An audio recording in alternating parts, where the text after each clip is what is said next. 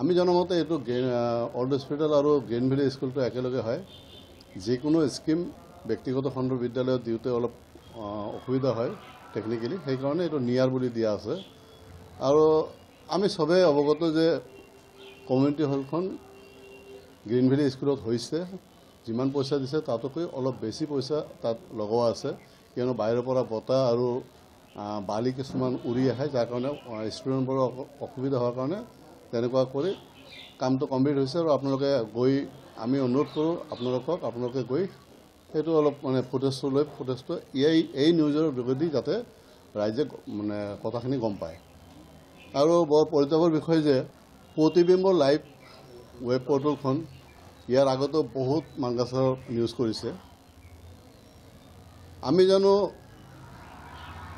গণতন্ত্ৰৰ চতুৰ্থ স্তম্ভ হয় সাংবাদিকতা, পৰ্টেল বা নিউজ যিমানেই হওক, আমাৰ চবৰে এটা বিশ্বাস, এটা আশ্বাস আছে যে নিউজৰ যোগেদি আমি বাহিৰা খবৰ চবে আমি নিজে গম পাওঁ।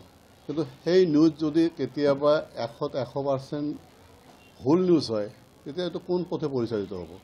হাছিনা ইছলাম ডাঙৰীয়ানীৰ কথা, যোনবোৰ কথা কোৱা হৈছে সেই নিউজৰ যোগেদি, যে তেখেতে নেকি 25% কামো কৰা নাই।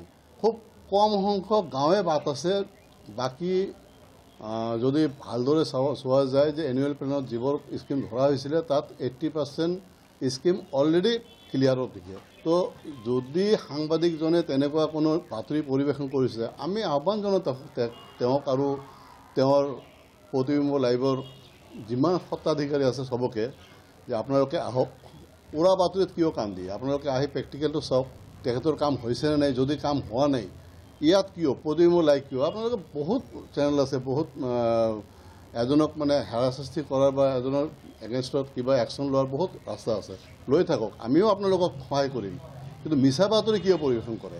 হাছিনা ইছলাম ডাঙৰীয়ানী এনেকুৱা কোনো স্কিম আছে নেকি যোনটো স্কিম ধৰা হৈছে, পইচা উদ্ধাৰ হৈছে, অথচ কাম হোৱা নাই? গ্ৰীণ ভেলী স্কুলত যেতিয়া কাম হয়, 2বাৰ 3বাৰ ইনস্পেকশ্যন হৈছে, CEOৰ পৰা আৰম্ভ কৰি ইঞ্জিনিয়াৰ, ছাইট ইঞ্জিনিয়াৰ চবেই আহিছে, চবৰে ফুটেজ আছে। ষ্টাৰ্ট যিদিনা হৈছে মাজত আহিছে, তাৰপিছত 2 মাহ পিছত আহিছে, লাষ্টৰ পিনে আহিছে, 80% যেতিয়া কমপ্লিট হৈছে তেতিয়া আহিছে।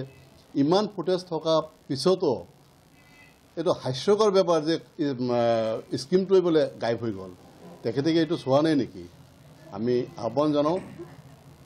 আৰু চবতকৈ ডাঙৰ কথা, যিকোনো নিউজ কৰাৰ আগতে প্ৰতিবিম্ব লাইভ আমি মানকাছাৰত আহি অলপ সৰজমিন তদন্ত কৰি নিউজখিনি বজাবলৈ অনুৰোধ কৰোঁ। ইয়াৰ পিছত তেনেকুৱা যদি নিউজ ওলায় তেন্তে আমিও গণতান্ত্ৰিকভাৱে আন্দোলন কৰিবলৈ বাধ্য হ'ম। চাকৰিপাড়া জিলা পৰিষদেৰ সদস্য হাসিনা ইসলাম বাইদেউ পুৰণা ওল্ড হস্পিটেলত কমিউনিটি চেণ্টাৰ বনোৱালৈ এটা নিউজ ওলাইছে। তাত কোৱা হৈছে যে কামটো হোৱা নাই। কামটো আছিল construction of community hall at নিয়াৰ ওল্ড হস্পিটেল এট মানকাছাৰ।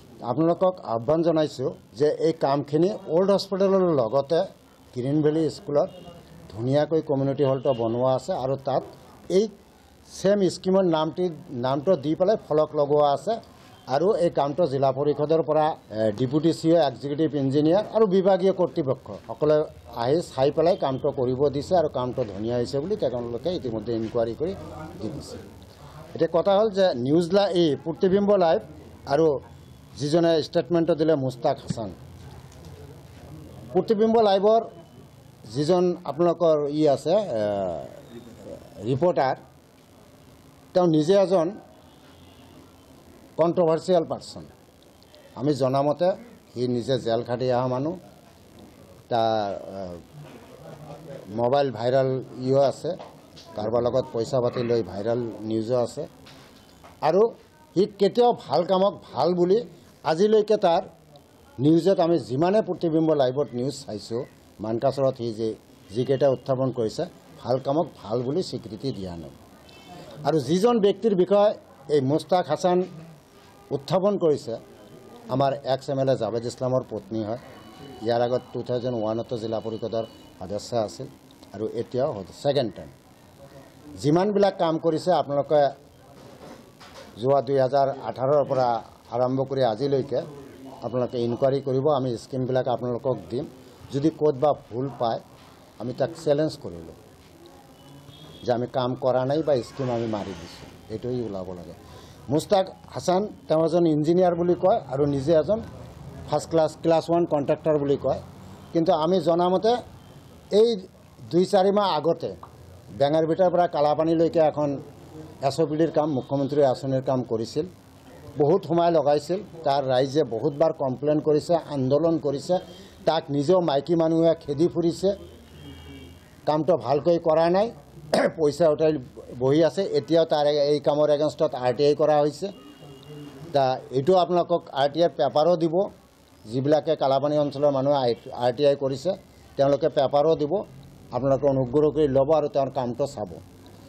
এই দুজন ব্যক্তি মিলি পেলাই মানে আমাৰ এটা সন্দেহ হৈছে ইহঁতে ভাল কৰক বেয়া কৰক ইহঁতৰ কিবা ব্লেকমেলিঙৰ এটা সিন্ডিকেট আছে কোনোবা ঠিকাদাৰে কাম কৰক বা অফিচাৰে কাম কৰক বা য'তেই হোক আমাৰ এটা বিশ্বাস যে ইহঁতে ভাল কামক যেহেতু স্বীকৃতি নিদিয়ে তাৰমানে ইহঁতৰ ইণ্টেনশ্যনটো বেয়া গতিকে মুস্তাক আহমেদৰ এই ষ্টেটমেণ্টৰ এগেইনষ্টত আৰু প্ৰতিবিম্ব লাইভৰ এগেইনষ্টত আমি আইনী কাৰ্য কৰাৰ কাৰণে আমি আলোচনা বিলোচনা কৰিছোঁ আমাৰ অধিবক্তাৰ লগত হয়তো 2-এজনৰ ভিতৰত মুস্তাক আহমেদৰ বিৰুদ্ধে আমি আইনী ব্যৱস্থা ল'ম আৰু তাক প্ৰুভ কৰি দিব লাগিব ময়ো মানকাছৰৰ তেওঁ মানকাছৰৰ কাম হোৱা নাই বুলি যদি কোনো মানকাছৰৰ মানুহ লৈ যাওক আপোনালোকে চাওক কোনোবাই যদি কয় যে এই কামটো হোৱা নাই আৰু তাত ফলক নাই তেতিয়া আইনমতে আমাৰ যি হ'ব আমি মানি ল'ম কিন্তু মুস্তাক আহমেদ এই নিউজ পৰ্টেলৰ আগত যিমান অসভ্য কথা কৈছে তাত এটা কথা উল্লেখ কৰিছে বৰ্ডাৰ লৈ পেলাই যে জাভেদ ইছলামৰ পেট ভৰা নাই এতিয়া জিলা পৰিষদৰ জাভেদ ইছলাম এজন